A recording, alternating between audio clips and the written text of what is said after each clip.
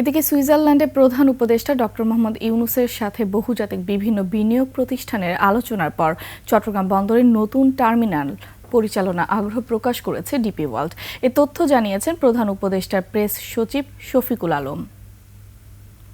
তো ডিপি ওয়ার্ল্ডে ৭০টা দেশে তারা কন্টেনার টার্মিনাল এবং প্রাইভেট পোর্টগুলো অপারেট করে এবং এই ক্ষেত্রে তাদের যথেষ্ট ওয়ার্ল্ডের one of the largest company.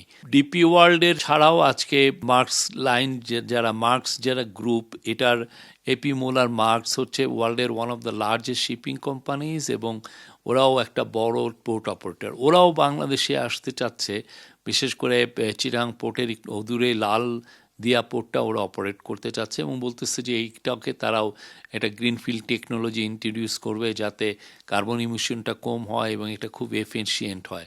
তো চিটাং পোর্টের ক্ষেত্রে প্রফেসর ইউনূসের বক্তব্য খুবই এখানে স্পষ্ট। উনি ওদেরকে বলেছেন যে উনি চিটাং পোর্টটাকে খুব এফিশিয়েন্ট করতে চান এবং এই এফিসিয়েন্সির উপরে আসলে বাংলাদেশে কীরকম ফরেন ডাইরেক্ট ইনভেস্টমেন্ট আসবে সেটা অনেকটা নির্ভর করে। প্রফেসর ইউনূস বলেছেন যে চিটাং পোর্টকে নট অনলি বাংলাদেশের জন্য, ওয়ালটন এসিতে ইনস্টলেশন একদম ফ্রি।